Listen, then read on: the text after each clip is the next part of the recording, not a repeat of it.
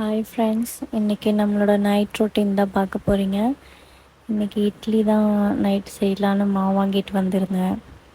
மாவு ஊற்றிட்டு இருக்கும்போதே பார்த்திங்கன்னா பாப்பா ரொம்ப அழுதுகிட்டே இருந்தான். சரி, அவனை கொஞ்சம் நேரம் தூக்கி சமாதானப்படுத்தி வச்சுட்டு இருந்தேன். அதுக்கப்புறம் அவனை தூக்கி வச்சுட்டே தான் இட்லி ஊற்றிட்டு இருந்தேன்.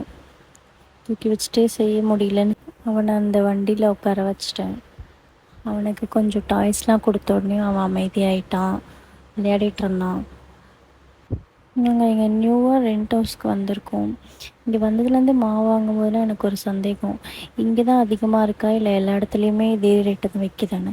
இங்கெல்லாம் 1/2 கிலோ மாவு 20 ரூபான்னு விற்கிறாங்க. உங்கள் வீட்டு பக்கம் என்னன்னு சொல்லிட்டு கமெண்ட் பண்ணுங்கள். இட்லி ஊற்றிட்டு பின்னாடி திரும்பிட்டு பார்க்குறேன், அவன் பின்னாடி திரும்பிட்டு ஏதோ பண்ணிகிட்ருக்கான். அப்புறம் தூங்க வச்சிட்டேன், தூங்கிட்டான். அவனோட டாய்ஸ்லாம் அப்படி இப்படியே இருந்துச்சு, எல்லாத்தையும் எடுத்து அந்த இடத்துல அரேஞ்ச் பண்ணிகிட்டு இருந்தேன். அவனுக்கு கையில் ஸ்நாக்ஸ் கொடுத்துருந்தேன், அதை ஃபுல்லாக இறச்சி வச்சுருந்தான். அதெல்லாமும் கொஞ்சம் க்ளீன் பண்ணி வச்சிட்ருந்தேன். அவனுடைய பால் டப்பாலாம் எடுத்து வச்சுட்டு தேய்ச்ச சாமான்லாம் அந்தந்த இடத்துல அடுக்கிட்டு இருந்தேன்.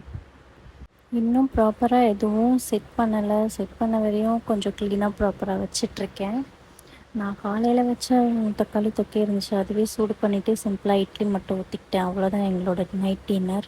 என் ஹஸ்பண்டுக்கு மட்டும்தான் இட்லி. எனக்கு மத்தியானம் வச்ச சாப்பாடு இருக்குது, மோர் குழம்பு, அதை வச்சு சாப்பிட்டுட்டேன். இது பாப்பாவுக்கு இட்லி ரெடி பண்ணிகிட்ருக்கேன். அவன் எழுந்துட்டான், அவனுக்கு பால் ஊற்றி பிசைஞ்சு கொடுத்துட்டு அவன் சாப்பிட்ருவான். அவனுக்கு இது ரொம்ப பிடிக்கும், இட்லி பால், தோசை பால், இது ரெண்டுமே கூட விரும்பி சாப்பிடுவான். நான் இட்லி சாப்பிடாதனால நான் மார்னிங்க்கு இட்லி உப்புமா செய்யலான்னு எடுத்து வச்சிட்டேன். நான் எந்த சமையலும் பெருசாக செய்யலை, ஆனால் இவ்வளோ பாத்திரம் வந்திருக்கு, அதுதான் எப்படின்னு தெரியல. காலையில் வச்சதெல்லாம் எடுத்துகிட்டு காலி பண்ணிவிட்டு மொத்தமாக தேய்க்க போட்டனால என்னன்னு தெரியல. எப்போதுமே சிம்பிளாக செஞ்சாலுமே இவ்வளோ பாத்திரம் வருது.